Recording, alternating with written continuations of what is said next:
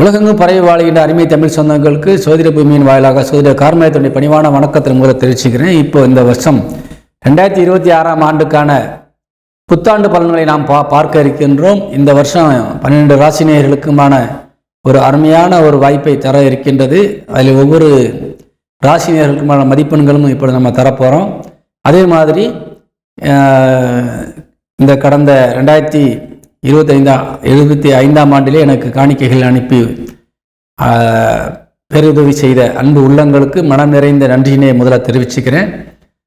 இப்போது இந்த 2026ஆம் ஆண்டில் பார்த்தீங்கன்னா கிரகங்களுடைய பெயர்ச்சிகள் நிறைய இருக்குது. அதை என்னன்னு கேட்டிங்கனாக்கா வழக்கம் போல் சின்ன கிரகங்கள் சுற்றி வரும்போது கண்டிப்பாக வக்கரமாகும், நிவர்த்தியாகும். அதெல்லாம் நம்ம கணக்கீடு இப்போ முழுமையாக பார்க்க வேண்டிய அவசியம் இல்லை. அது வார ராசி பலன்களை பார்த்துக்கலாம். இப்போ இந்த வருஷத்தில் முக்கியமான விஷயங்கள் என்ன பார்த்தீங்கன்னா, குரு பகவான் இப்போ மிதுன ராசியில் இருக்கிறாரு. மிதுனத்தில் வக்கரகதியில் இருக்கார். அவர் பார்த்தீங்கன்னா மார்ச் மாதம் 17ஆம் தேதி குரு வக்கர நிவர்த்தி அடைகிறார். அதுக்கப்புறம் மே மாதம் 26ஆம் தேதி காலையில் ஒரு 11:30 மணி அளவில் உங்களுக்கு கடக ராசிக்கு பயிற்சி ஆகிறார். சரிங்களா? குரு பயிற்சி மே மாதம் 26ஆம் தேதி இருக்குது. வேற இதில் பார்க்கும்போது கொஞ்சம் மாற்றங்கள் தெரியலாம். ஆனால் கரெக்டான குரு பயிற்சி எல்லா தேவ ஆலயங்களிலும் குருவுக்கு வழிபாடுகள் செய்வதும் பார்த்தீங்கன்னா மே மாதம் 26ஆம் தேதி தான் இருக்கும். அதை ஃபாலோ பண்ணிக்கோங்க. அதே மாதிரி சனி பயிற்சி வரக்கூடிய மார்ச் மாதம் 6ஆம் தேதி உங்களுக்கு சனி பயிற்சி ஆகிறாரு மீன ராசிக்கு. சரியா? அதையும் நீங்கள் கொஞ்சம் பார்க்கணும். ஏற்கனவே மீன ராசிக்கு பயிற்சி ஆகிட்டாருன்னு சொல்லி நிறைய வீடியோலாம் பார்த்துருப்பீங்க. ஆனால் உண்மை அதுவும் இல்லை. இப்போ தான் பயிற்சி ஆக போகிறார் வரக்கூடிய இந்த வருஷத்தில் மார்ச் மாதம் 6ஆம் தேதி. அதுக்கு பின்னாடி தான் அந்த கும்பராசிக்கு ஜென்ம சனி விலகுது. அதே மாதிரி இந்த வருஷத்தில் ராகு கேது பயிற்சியும் இருக்குது. சரிங்களா? ராகு கேது பயிற்சி என்பது நவம்பர் மாதம் 13ஆம் தேதி ராகு கேது பயிற்சிக்குது இருக்குது. அன்னைக்கு மாலை ஒரு 5:30 மணி அளவில் உங்களுக்கு ராகு கேது பயிற்சி கண்டிப்பாக இருக்கும். இப்போ நாம் இந்த கிரகங்களுடைய சூழ்நிலையில் பொறுத்து இப்போ நம்ம 12 ராசி நேயர்களுக்குமான இந்த வருட ராசி பலன்களை காணலாம். தனுசு ராசி சேர்ந்த அன்பு உறவுகளுக்கு இந்த புத்தாண்டு எப்படி இருக்குன்னு பார்க்க போகிறோம். 2026ஆம் ஆண்டு. இந்த 2026ஆம் ஆண்டுக்கான பலன் என்பது தனுசு ராசிக்கு உண்மையிலேயே மிகச் சிறப்பானதாக இருக்க போகிறது. ஏற்கனவே நீங்கள் வார ராசி தொடர்ந்து பார்க்குறவா இருந்தால் நான் அந்த கடந்த வாரத்தில் பேசினதை நீங்கள் கவனிச்சிருக்கலாம். இந்த ஜனவரி 1 வீக்கு நான் சொல்லியிருப்பேன். அவ்வளவு சிறப்பான ஒரு யோகத்தை தரக்கூடிய வகையில் இந்த புத்தாண்டானது உங்களுக்கு அமைஞ்சிருச்சு. பொதுவாகவே ஆண்டு பிறக்கின்ற நேரம் தான் ரொம்ப முக்கியம். சரிங்களா? அந்த 2026 ஜனவரி 1 நாள் காலையில் 6 மணிக்கு லக்னம் எந்த வீட்டில் போய் உட்காருது, அதே மாதிரி சந்திரன் எந்த வீட்டில் போய் உட்கார்ந்துருக்கிறாரு, அவர் எந்த நிலையில் இருக்கிறாரு, இதை பொறுத்து இந்த லக்னத்தையும் ராசியை நம்ம அடிப்படையிலையும் கொண்டு அதே மாதிரி இந்த நவ கிரகங்களும் எங்கெங்கே உட்கார்ந்துருக்குது இதெல்லாம் நம்ம பார்த்து இந்த ஆண்டு பலனை சொல்கிறோம். அதுக்கிடையில் கோச்சாரத்தின் அடிப்படையில் குரு கடகராசிக்கு வர்றாரு. சனி பகவான் அடுத்து மீன ராசிக்கு மே மாதம் 6ஆம் தேதி பயிற்சி ஆகிறாரு. குரு வக்ர நிவர்த்தி ஆகிறார் மார்ச் 17ஆம் தேதி. வக்ர நிவர்த்தி அடைந்து மிதுன ராசியில் அமர்ந்து உங்கள் ராசியை பார்த்துட்டு இருக்கிறாரு. தனுசு ராசிக்கு அதிபதி. அப்போ அதனுடைய பலன் அடுத்து அவர் உச்சபலம் அடைந்து 8ஆம் இடத்துக்கு வர்றாரு மே மாதம் 26ஆம் தேதி. அதனுடைய பலன். அதுக்கப்புறம் பார்த்தீங்கன்னு சொன்னாக்கா ராகு கேதுக்கள் பயிற்சி நவம்பர் மாதம் 13ஆம் தேதி ராகு பயிற்சியாகி கீழே வர்றாரு, மகரத்திற்கு வருகிறார். அதுக்கடுத்து கேது பயிற்சியாகி கடகத்துக்கு போகிறார். இப்படி இந்த ராகு கேது பயிற்சிகளும் என்ன செய்யுது அப்படிங்கிறத நம்ம பார்க்கணும். இதெல்லாம் பார்க்கும்போது இந்த ஆண்டு இந்த தனுசு ராசிக்கு முழுமையான பலன்கள் தருது, அருமையான முன்னேற்றத்தை தருது. வாழ்க்கையில் இதுவரைக்கும் நீங்கள் இழந்ததையெல்லாம் மீட்டு தரக்கூடிய வகையிலே உங்களுடைய அனைத்து விஷயங்களும் நடக்கப் போகுது. நீங்கள் ரொம்ப தெளிவான சிந்தனையில் நல்ல உற்சாகமான மனநிலையில் நீங்கள் ஆக போகிறீங்க. 6ஆம் இடத்துல ஒரு கிரகம் உச்சபலம் அடைந்து சுயசாரம் பெற்று அமர்ந்த நிலையில் இந்த வருஷம் பிறக்குது. 12 கூடையவன் செவ்வாயும் உங்கள் ராசியில் உட்கார்ந்துருக்கிறாரு. உங்கள் ராசிநாதனும் உங்களுக்கு லாபஸ்தானத்தை பார்த்துட்டு இருக்காரு. அதே மாதிரி தொழிற்சானாதிபதி மற்றும் 7 விளங்கக்கூடிய புதன், அவரும் உங்கள் ராசியில் வந்து உட்கார்ந்துருக்கிறார்.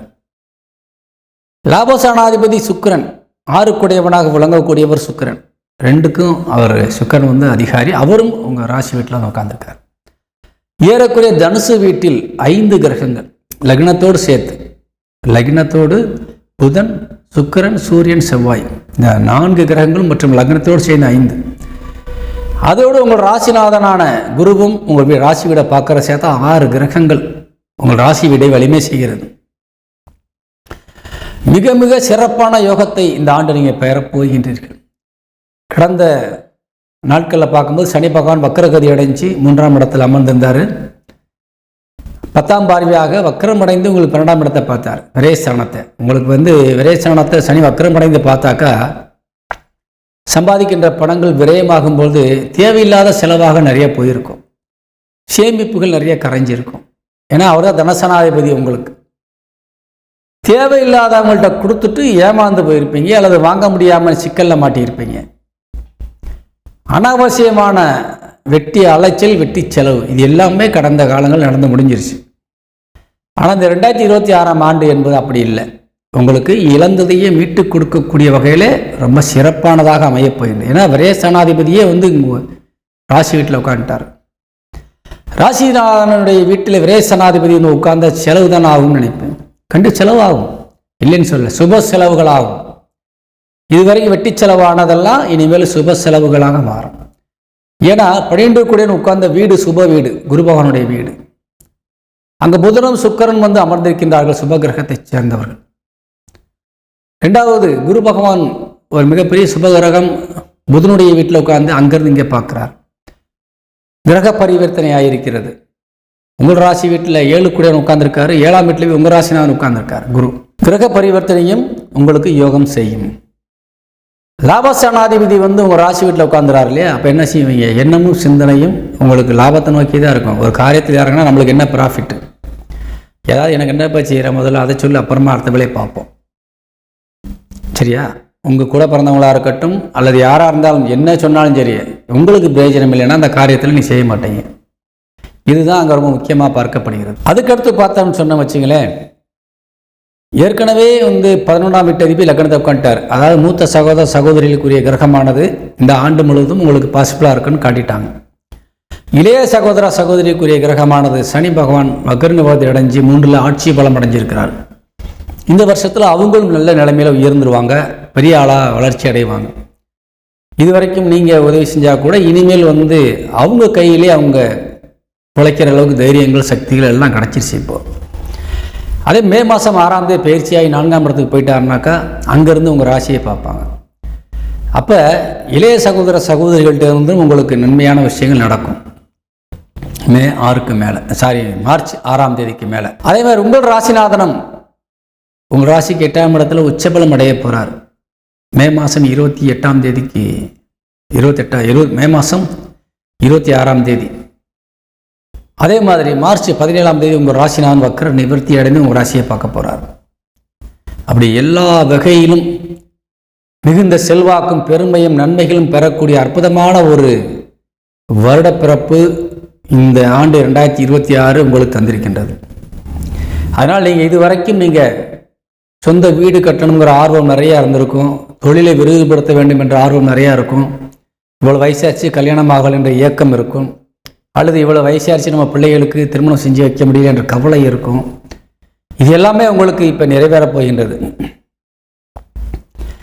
இன்னொன்று, நிறைய பேர் பணத்தை முதலீடு செய்துவிட்டு நீங்கள் வந்து அதை பெற முடியாமல் இருக்கக்கூடிய வாய்ப்பும் இருந்துக்கிட்டு இருக்குது. ஆனால் இந்த 2026ஆம் ஆண்டு என்பது நீங்கள் இழந்ததையெல்லாம் மீட்டு பல மடங்கு செல்வாக்கு கொண்டவராக உயர்வதற்கான வாய்ப்பை தருகிறது. ஏன்னா உங்களுக்கு ஏற்கனவே சனியினுடைய தாக்கம் நிறைய இருந்துக்கிட்டு தான் இருக்குது உங்களுக்கு. சரியா? ஏற்கனவே சனி தாக்கம் ரொம்ப இருக்குது. தனசனாதிபதி வக்கரமாகக்கூடாது முதல்ல. சரிங்களா? அப்படி வக்கரம் ஆயிட்டாலே விரைஸ்தானத்தை பார்த்தாலே நம்மளுக்கு எந்த பொருளும் நிற்காது, எந்த பணமும் நிற்காது. முதல்ல உயிர் பயம் என்ற ஒன்று கூட நம்மளுக்கு இருக்கும் கண்டிப்பாக. ஏன்னாக அந்த அளவுக்கு பிரச்சனைகள் கடந்த காலங்களில் பார்க்கும்போது உயிர் பயத்துக்கு கூட நம்ம தள்ளப்பட்டுட்டோம். ஆனால் இனிமேல் அப்படி கிடையாது. இனிமேல் பார்த்தீங்கன்னா படிப்படியாக நம்ம கை ஓங்க போகின்றது. எதிரிகள் கை உங்களுக்கு ஓங்கி இருந்துச்சு, இப்போ எதிரிகள் கை தாழ்ந்து நம்ம கை ஓங்க போகுது. அதனால் இந்த தனுசு ராசிக்கு வழக்குகள் ஏதாவது இருந்தால் கண்டிப்பாக விடுதலை ஆகும். உங்கள் மீது போட்ட பொய் வழக்குகளுக்கு தீர்வு கிடைக்கும். அதே மாதிரி ஏதாவது வழக்குகள் நிலுவையில் நீண்ட நாட்களாக போய்கிட்டே இருக்குனாக்கா நீங்களே பேசி தீர்த்து சுமூகமாக முடித்துக் கொள்வதற்கான வாய்ப்பும் இருக்கிறது. ஏன்னா 6ஆம் இடத்துல சந்திரன் உச்சபலம் அடைந்து உங்களுக்கு இருக்கார். பொதுவாக 6ஆம் இடம் வலிமையடைந்து விட்டால் நம்மளுக்கு கொஞ்சம் தைரியம் ஜாஸ்தியாகிடும். சரிங்களா? அப்போ நம்மளுக்கு கொஞ்சம் நன்மையான விஷயங்கள் நடக்க ஆரம்பிச்சிடும். ஒரு சுபகிரகம் உட்கார்ந்துருக்குது, அங்கே சொந்த சாரத்தில் உட்கார்ந்துருக்குது. அப்போ நன்மை செய்யக்கூடிய நிலையில தான் அந்த கிரகம் உட்கார்ந்துருக்கு. அந்த இடத்துலேருந்து வரக்கூடிய பணம், ஏதாவது உங்களுக்கு கேஸ்லேருந்து பணம் வரணுமா, கண்டிப்பாக வந்துடும். அல்லது யாராவது உங்கள் நிலத்தை அபகரித்து வைத்து கொண்டு தொல்லை கொடுத்து வழக்கு சார்ந்து இருந்துச்சா, அது எல்லாமே உங்களுக்கு சாதகமாக தீர்ப்பு வந்துடும். இப்படி நிறைய விஷயங்கள், நன்மையான காரியங்கள் நிறைய நடக்க போகுது. குறிப்பாக அந்த மே மாதத்துக்கு மேலே ரொம்ப ரொம்ப நிறைய விஷயங்கள் உங்களுக்கு சாதகமாக நடக்கும். சரிங்களா? அதனால் அது வரைக்கும் கொஞ்சம் பொறுமையாக போகணும். குறிப்பாக சொல்ல போகணும்னு சொன்னாக்கா மார்ச் 6ஆம் தேதி வரைக்கும் நிதானமாக கொஞ்சம் கடைபிடிச்சு போங்க. கண்டிப்பாக எல்லாமே சக்ஸஸாக முடியும். சனி 4ஆம் இடத்திற்கு போயிடுவார். 4ஆம் இடத்திற்கு போன பின்னாடி நிச்சயமாக வண்டி வாகனங்கள் வாங்குவதற்கு யோகம் வரும். சொத்துக்கள் நிலங்கள் வாங்குவதற்கு யோகம் வரும். அதுவும் தோட்டத்தோடு இருக்கக்கூடிய நிலங்கள் வாங்குவதற்கான வாய்ப்பு தனுசு ராசிக்கு நிறைய இருக்குது. அதே மாதிரி கால்நடைகள் மற்றும் பல உயிரினங்களை வளர்ப்பதற்கான சூழ்நிலையும் உங்களுக்கு உருவாக்கி கொடுக்க போகிறார் சனி. ஏன்னா சனி தான் அதுக்கெல்லாம் அதிகாரி. அவர் 4ஆம் இடத்துக்கு போயிட்டார்ல, ஏதாவது தந்தே ஆகணும். கண்டிப்பாக அவங்கள்ட்ட இது வரைக்கும் வண்டி இல்லை, கார் இல்லை, டூ வீலர் இல்லைன்னு சொன்னாலும் வாங்கியே ஆகணும். இல்லை ஏற்கனவே வண்டி இருக்குது, கார் இருக்குன்னு சொன்னாக்கா நீங்கள் அதை விட லக்ஸரி வெஹிக்கிளுக்கு போயிடுவீங்க. அதே மாதிரி சனி பார்வை உங்கள் ராசிக்கு விழுந்துருச்சுன்னு சொன்னாக்கா நிச்சயமாக எங்கேயாவது பயணங்கள் அதிகமாக இருக்கும். வெளியூர் பயணங்கள், வெளிநாட்டு பயணங்கள்லாம் உங்களுக்கு சாத்தியமாக ஆகும். அதாவது அங்கே போய் இருந்து தொழில் செய்வதற்காக மட்டுமல்ல, நீங்கள் போயிட்டு ரிட்டர்ன் வர்ற மாதிரி. ஏன்னா சனிப்பார்வை 4ஆம் இடத்துலேருந்து 10ஆம் இடமாக தொழில் சாதனத்துக்கு விழுகுது. அப்போ தொழில் சார்ந்து வெளியூர் வெளிநாடு பயணங்கள் மேற்கொள்வதற்கு வாய்ப்பு இருக்குது. அல்லது ஏற்றுமதி சார்ந்த விஷயங்களில் தொழில் செய்வதற்கு இந்த தனுசு ராசிக்கு ரொம்ப அதிகாரம் கிடைக்கப் போகிறது. அதே போல் பதவி உயர்வு, அரசு துறையில் இருக்கின்றவர்களுக்கு பதவி உயர்வு, இடம் மாறுதல்கள் இதெல்லாம் 2026 உங்களுக்கு மனசுக்கு பிடிச்ச மாதிரி நடக்கும். உங்களுக்கு விருப்பப்படி நடக்கக்கூடிய வாய்ப்பில் அது அமையப் போகின்றது. அதனால் இந்த 2026ஆம் ஆண்டு என்பது தனுசுக்கு ரொம்ப சிறப்பு. காதல் திருமணங்கள் நிச்சயமாக கைகூடும். உங்கள் மனசுக்கு பிடிச்ச பெண்ணை, ஆணை திருமணம் செய்து கொள்ளலாம். சரிங்களா? ஏன்னா புதனுடைய வீட்டுக்கு சனி பார்வை விழுகிறது. அதனால் அதே மாதிரி 7க்குடையவனாக விளங்கக்கூடிய புதனுக்கும் சனி பார்வை விழப்போகிறது. இப்படி பல வகையில் உங்களுக்கு ரொம்ப ரொம்ப நல்ல விஷயங்கள் நடக்கப் போகுது. அதனால் காதல் திருமணம் செய்யக்கூடியவர்களுக்கு 100% வெற்றி கிடைக்கும். வீட்டில் பெரியவர்களாக பார்த்து திருமணம் செய்து கொடுக்கக்கூடிய வகையில் இருப்பவர்களுக்கு திருமணங்கள் நிச்சயமாக நடந்து முடியும். இதுவரைக்கும் இருந்த தடைகள் விலகும். குழந்தை பேறு பாக்கியங்கள் கண்டிப்பாக கிடைக்கப் போகிறது. குழந்தை 9 குடையவன் உங்கள் லக்னத்திற்கு பெண்களுக்கு 9 குடையவன் புத்திரஸ்தானாதிபதி சூரியன். அவர் உங்களுடைய ராசியிலே உட்கார்ந்துட்டார். ஆண்களுக்கு 5 குடையவன் புத்திரக்காரகன் செவ்வாய் உங்கள் ராசியிலே இருக்கார். அப்போ உங்களுக்கு குழந்தை பேர் என்பது உறுதி செய்யப்படுகிறது. திருமணமான உடனேயே குழந்தை பாக்கியம் கிடைச்சிடும். நீண்ட நாட்களாக திருமணம் ஆகாமல் இருக்கிற திருமணம் நடக்கும். குழந்தை பேர் இல்லாதவர்கள் குழந்தை பாக்கியம் கிடைக்கும். இவங்களுக்காக நீங்கள் என்ன செய்யணும்னு சொன்னாங்க, ஒரு முறை திருச்செந்தூருக்கு போய் வழிபாடு செஞ்சுட்டு வாங்க. ஏன்னா குரு ஸ்தலம் அது. குரு வக்கரமாக இருக்கார். இப்போ அவர் இந்த மே மாதம் 17ஆம் தேதி வரைக்கும் வக்கரம், உங்கள் ராசிநாதன். அவருடைய வக்கரத்தை சாந்தி பண்ணுவதற்கு நீங்கள் திருச்செந்தூர் பயணம் மேற்கொண்டு வந்தால், ஒரு கோரிக்கையை வச்சிங்கன்னா எல்லாமே உங்களுக்கு சிறப்பானதாக நடக்கும். அதனால் தனுசுக்கு இந்த 2026ஆம் ஆண்டு வெற்றி தரக்கூடியதாக அமைகின்றது. அருமையான மதிப்பெண்களை பெற்றிருக்கின்றது தனுசு ராசி. அதனால் ஒரு 82 மதிப்பெண்கள் தனுசுக்கு நம்ம கொடுக்குறோம். நிச்சயமாக வெற்றி வாகை என்பது தனுசுக்கு கிடைக்கும். 100% உங்கள் பயணங்கள் அடுத்தடுத்து உயரத்துக்கு செல்வதாக இருக்கும். தாழ்மைக்கு கிடையாது. வாழ்த்துக்கள். வணக்கம்.